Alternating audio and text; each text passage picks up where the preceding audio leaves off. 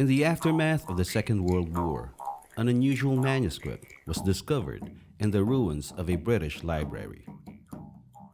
Simply described as an Oriental manuscript with colored drawings of native races in the Far East, including the Ladrones, Moluccas, Philippines, Java, Siam, China, and elsewhere. This lavishly illustrated 16th century compilation was purchased by a British scholar whose name it eventually bore, Charles R. Boxer. This mysterious manuscript is full of accounts of the different peoples who lived in the Philippines and other parts of Asia at the time of early Spanish contact, their customs and behavior, their clothing, their society, and even their beliefs about the world they lived in.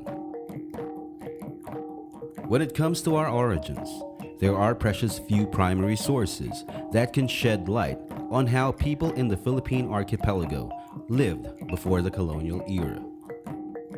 The manuscript, known as the Boxer Codex, would turn out to be a stunning artifact of Spanish colonialism and the source of our most thorough and fascinating accounts of the early societies of the Philippines.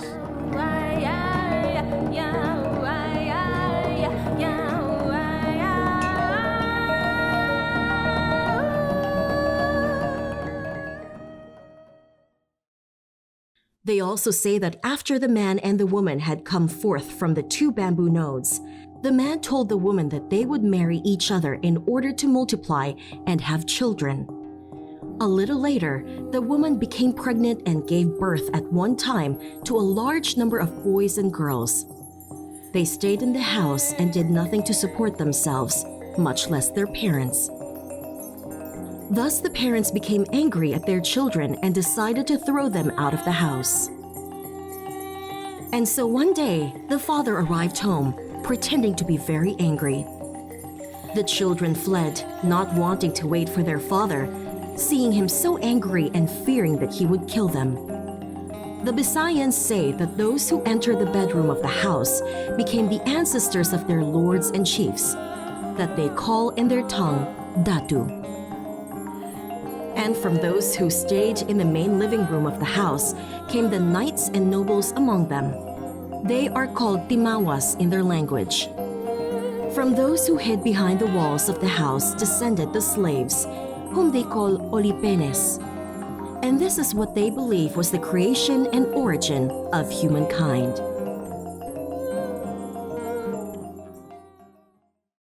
When the Philippines was established as Spain's first viable Asian colony in the late 16th century, it became a crossroads of trade and the center of one of the earliest waves of globalization.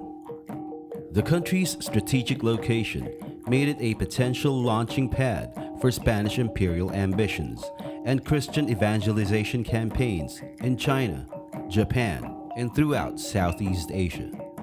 This was the background for the manuscript that eventually came to be known as the Boxer Codex, a collection of reports, exploration accounts, and illustrations describing the geography, history, society, and customs of various parts of East and Southeast Asia and the Pacific.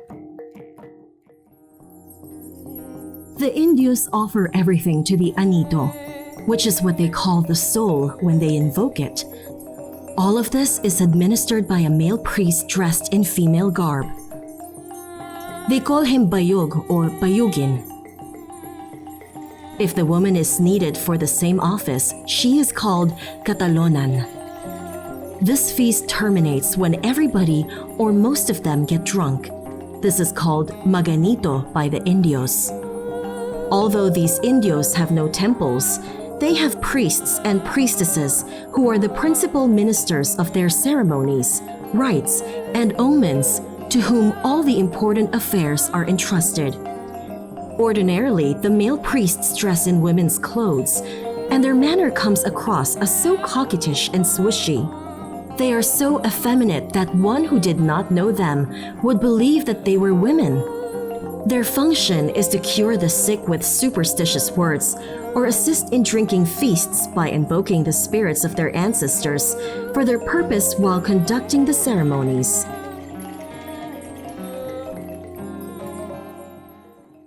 A prevailing theory on the manuscript's origin is that it was meant to be presented to King Philip II of Spain, to convince the monarch to launch further expeditions of conquest in Asia.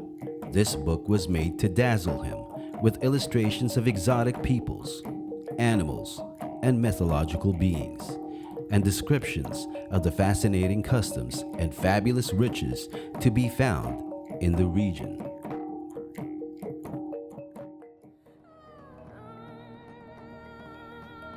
If one wants to unmarry his wife, he can do so by leaving her with what he gave her at the time of marriage, which price they call bigay, and which in Spain we call dowry. If it is the woman who wants to unmarry, she keeps nothing, and any one of the two can later remarry. Women wear on their arms many bracelets of gold and of ivory. The men also use these ordinarily. The gold ones are called ganbanes, and those of ivory, tiposos. They value highly those of ivory. They place around their necks chains of gold and consider them very pleasing and magnificent. Women place manacles or bracelets of gold and brass around their legs, since they leave their legs bare up to their knees, and they wear these bracelets around the legs with much gaiety.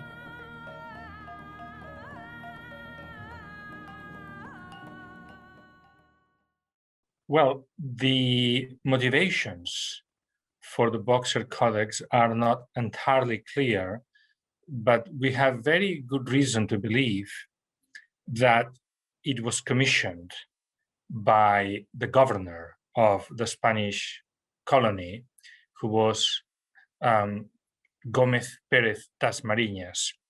And that allows us to understand that the codex was probably political in nature, and it opens a window in how the Spanish understood the place they were in relation to the various peoples of Southeast Asia, not only the Philippines, but also other areas. The period in which the Boxer Codex perhaps has a political goal, a political project, no? As a way to relate Malacca with Manila and to try to create a new government, a new reinato in this area of the planet, beyond Goa and beyond, obviously, the new Spain, Nueva España, in Mexico. So perhaps this is a second moment in which Luis Pérez Tasmariñas thought that the Boxer Codex can help him, or this illuminated book can help to arrive to the king and to convince the king to create a new virreinato de las Indias Orientales del Sur. Plan nila, ito ay bibigay kay King Philip II para malaman niya ang kondisyon ng sabihin natin Far East, yung tinatawag nilang Ibero-Oriental. Kaya lang, sabi rito sa introduction, hindi ito na ibigay sa hari. Sa anong dahilan, hindi nila masyado na ipaliwanag. Pero para sa akin, ang original siguro na pagpaplano nito ay bago noong taong 1588. Sapagat noong 1588, si Governor Sande ay nagkaroon na ng mungkahi sa hari na magkaroon ng invasyon o invasion, paglusob sa China. Dahil nakikita nila na ito ay may malaking potensyal sa mga bagay na material. As a book, the Boxer Codex has the great advantage of having pictures. They seem to me to make it more real. Is that Governor Dasmariñas and his son Luis standing on the poop deck of the galleon Santiago? But this book was not for everyone. It contained top secret information about navigation. Its circulation would have been limited to high officials and new colonizers. One of their priorities was to convert to the Catholic faith the heathens whom they encountered. Inasmuch as many of the places that have been mentioned here were those that had been of interest to Spain, even at a time when Portugal was in possession of Malacca and, of course, of the eastern part, which is the Spice Islands, it appears that this seemed to be a sort of a pool of information which were useful for the colonial authorities in the Philippines to compile as a guide and also to steer greater interest on the part of these crown authorities to develop and plan out the possibility of expanding the imperial ambit from the Philippines to these other parts of Southeast Asia, including Japan and China. And that's the reason why when these reports were actually compiled, especially in 1582, when Spain had already moved from Manila up to the northern part. The establishment of the ciudad, the Nueva Segovia in the Cagayan River in 1582 by Governor Gonzalo Ronquillo de Peñalosa became a useful jump-off point for the traveling missionaries and Spanish officials to China and Macau and even Japan later in the 1580s. The manuscript consists of 305 leaves made of rice paper, divided into 22 sections with different authors.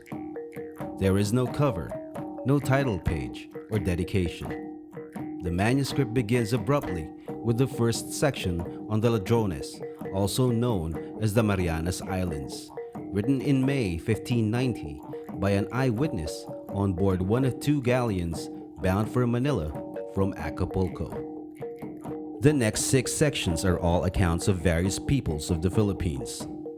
Section 2 on the Cagayanes shows the anonymous author's colonialist view of the natives and their customs. The third section, about the Zambal people, depicts gruesome details of headhunting practices.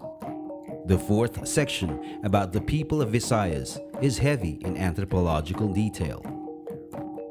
The fifth section is on the customs and traditions of the so-called Moros, referring to Islamized Tagalog people of Luzon rather than to Muslim peoples of Mindanao. The sixth section, on the Tagalogs, is lavishly illustrated. The figures here have appeared in countless books, artworks, and museum exhibits on the pre-Hispanic Philippines. The seventh section goes into more of the class structure and customs of the Moros. Following this are sections on Borneo and Brunei Sultanate, on the Maluku Islands, and on the Javanese. Sections 11, 12, and 13 are all authored by João Ribeiro Gallo, the Portuguese Bishop of Malacca. Addressing King Philip II, he recommends that Spain and Portugal undertake a joint invasion of Aceh, Patani, and Siam. Section 14 is an account by Portuguese adventurer Miguel Rosso de Brito on his voyages in the Maluku and Raja Ampat Islands and New Guinea. After that comes an anonymous account of Japan around 1590, during the shogunate of Toyotomi Hideyoshi. Then follows a captioned list of kingdoms paying tribute to China, with 18 elaborate portraits of men and women from Vietnam, Taiwan, Champa, Cambodia, Malaysia, and Thailand. Section 17, authored by Father Martin de Rada, is an account of an expedition to Ming Dynasty China in May 1575, with copious illustrations. The next 4 sections are also on China. These include fantastic illustrated lists depicting gods and mythological figures, as well as birds found in Chinese culture. The final section is on the customs and inhabitants of Champa. The text of the entire manuscript is all handwritten by a single scribe. The elaborate and detailed illustrations, based on their art style, are believed to be the work of one or more Chinese illustrators residing in Manila. These accounts are compiled from different authors, some named, others anonymous. They reflect a Western-centric perspective in their description of native customs, especially with regard to religious beliefs, sexual practices, and the gruesome rites of headhunting and ritual cannibalism. Among other customs that these natives of Zambales practice is when they kill someone.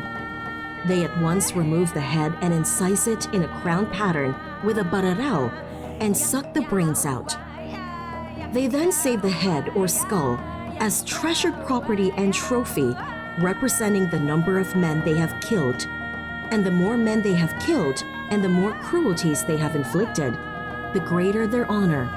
And he who has the most trophies becomes the most feared, and is thus considered the bravest and most courageous. Despite their outsider's perspective, these accounts are rich in detail and provide an invaluable glimpse into the daily lives of the early people of the Philippines.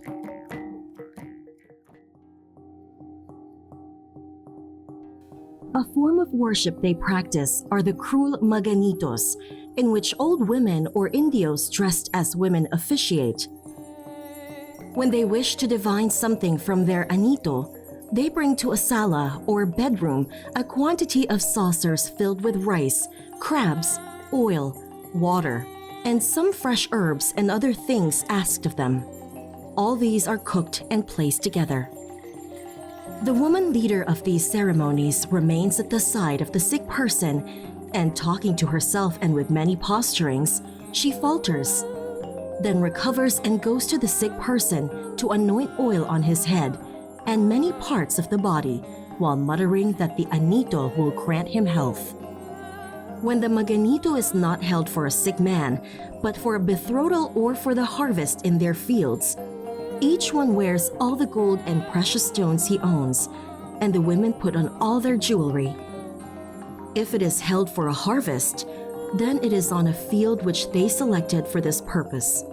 And there they start their maganito, drinking and eating and ringing bells and other instruments, with the women and young people dancing. Thus, in the 20 or 30 days during which the feast lasts, they do not stop dancing and singing until some get tired and others take their place.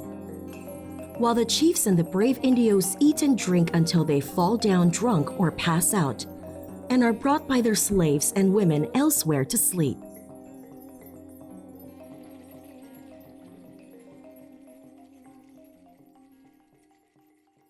While it is not known for certain who was behind the compilation of this extraordinary manuscript, the likeliest principal sponsor is believed to be Luis Perez Dasmariñas, who authored and signed 4 addenda that were added to the manuscript.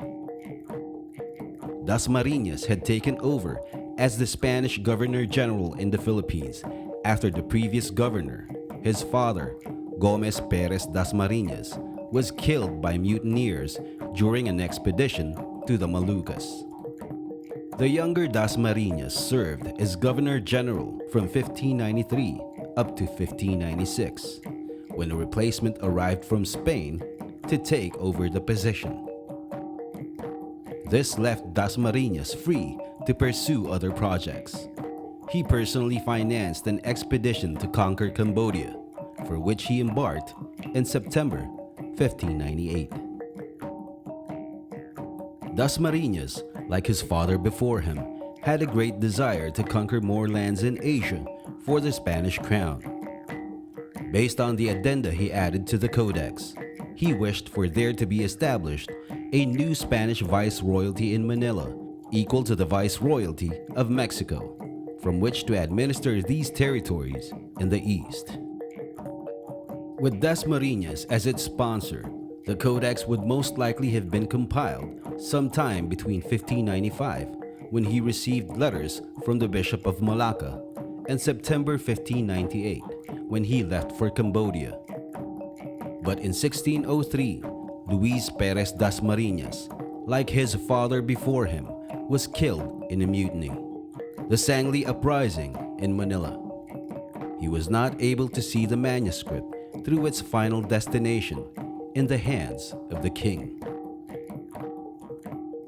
Some scholars believe that after Dasmariñas' death, the completed pages of the manuscript were brought to Spain in 1605 by Hernando de los Rios Coronel, a ship pilot who was closely associated with both Dasmariñas' father and son.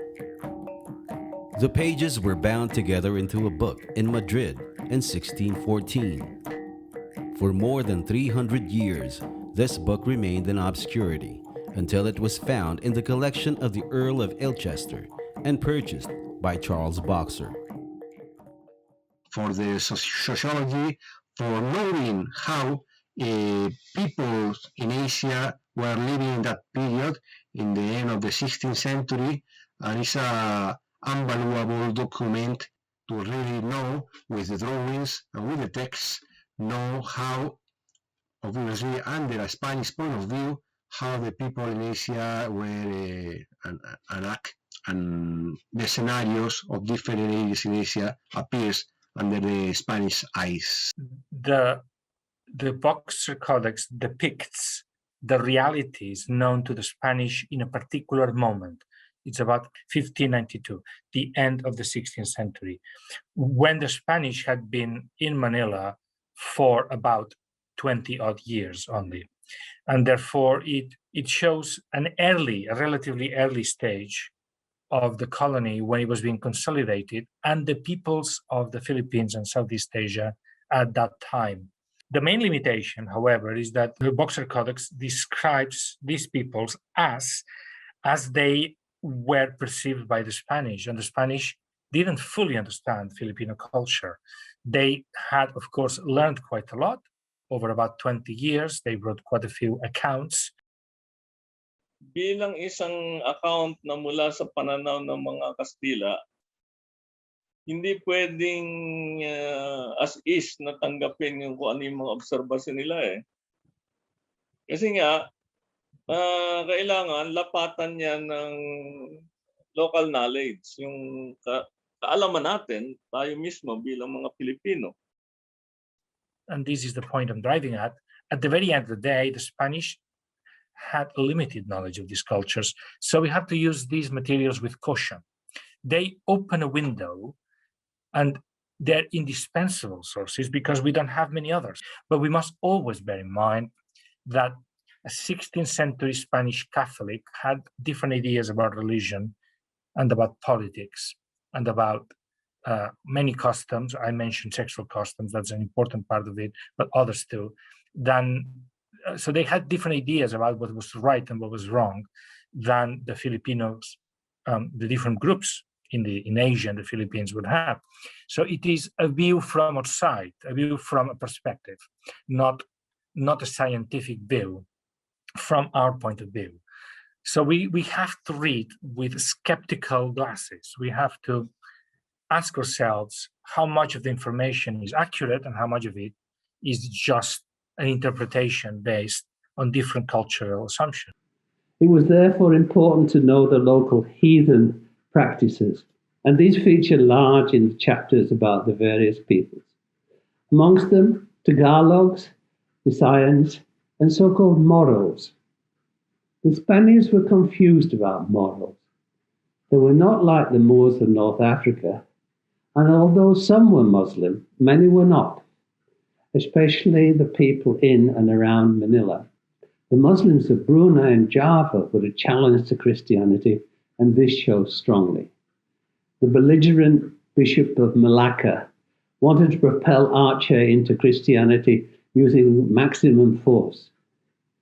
His contribution demonstrates how aggressive some Catholics could be, while others seem to have made much more effort to understand the local peoples. Around the Philippines were many other peoples who traded with them. The Spaniards desperately wanted the spices from Maluku, though they were frustrated by the Portuguese. The Chinese to the north rapidly increased their trade after the Spaniards arrived. Evidence of their involvement in the Codex is shown in the many pictures by a Chinese artist that grace it and make this a work not just for instruction and education, but also to be treasured as an art object. The illustrations in particular reveal to us not only the physical appearance of these natives of these territories, but also of the certain features of their culture, such as in the tattoos, in their dresses, in the weapons that they were using at that time. In a way, they provide us a glimpse not only on the Filipino culture, but also on the Asian feature of the Filipino culture, which we can compare with these other territories, other groups featured in the Boxer Codex. Although later generations of scholars have called the manuscript the Boxer Codex in his honor, Charles R. Boxer himself called it simply the Manila Manuscript. A former British intelligence officer, Boxer resigned from army service in 1947, the same year he purchased the manuscript. He was to embark on a new career, becoming a respected scholar and author specializing in colonial history. In 1950, he published an article about the manuscript in the Journal of the Royal Asiatic Society. Over the years, he continued to work on transcribing the text and translating some of its sections. They have certain characters that serve them as an alphabet with which they write what they want. These look very different from the ones that we are familiar with. Women commonly know how to write with them, and when they write, they do so on top of the bark of certain pieces of bamboo, which are found in the islands. In using these little tablets, which are 4 fingers wide, they do not write with ink, but with some stylus that breaks the surface and bark of the bamboo. For this purpose, they have letters that total only 17. Each letter is a syllable, and with certain little points placed to one side or the other of a letter, or above or below, they compose words and write and say with these whatever they wish.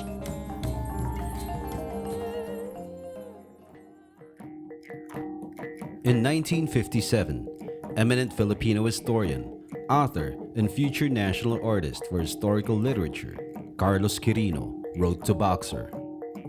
Quirino had read about the Manila manuscript and was hoping to either purchase it from Boxer or make a copy. This was the beginning of years of friendship and collaboration between the two scholars. With Boxer's help, Quirino was able to obtain a photostat copy of the manuscript and published a 2-part article about it in the Philippines Free Press. Quirino, together with Mauro Garcia, published a translated and annotated version of 5 of the 6 sections that dealt with the Philippines. Over the years, a number of scholars published their transcriptions, translations, and studies of various sections of the Codex. In 2013, Isaac Donoso published the first complete modern transcription of the Codex. This transcription then formed the basis for an all-new translation by Maria Luisa Garcia, where she edited the classic translation of Quirino and Mauro Garcia to match the new transcription, and translating many of the non-Philippine sections of the book for the first time. In 2016, this work was published as a new complete bilingual edition of the Boxer Codex. Published by Vibal Foundation, this acclaimed bilingual version, edited by Isaac Donoso, is being reissued in a new edition with a brand new cover. This second edition is being launched in July 2021. This invaluable work is made accessible to a new generation of Filipinos and scholars, written in modern Spanish and English. It features an extensive introduction discussing the historical and global context of the manuscript and the scholarly friendship between Charles Boxer and Carlos Quirino. The widow of a chief covers herself with a curtain and in 4 days eats nothing, because it is said that if this is not done, he would turn mad. During the time of mourning, a priest dances around the mourner while chanting. If the deceased person or his parents had slaves, they all shave their heads in mourning, and all the male relatives likewise. The female relatives cut their hair, but only partly. None of the relatives wear silk or gold ornaments for a long time. The men wear collars of rattan on some parts of the body, and the women on the wrists. They do not bathe or end their mourning until they kill a person. Then they remove the collars, hold a solemn drinking feast, and end their mourning.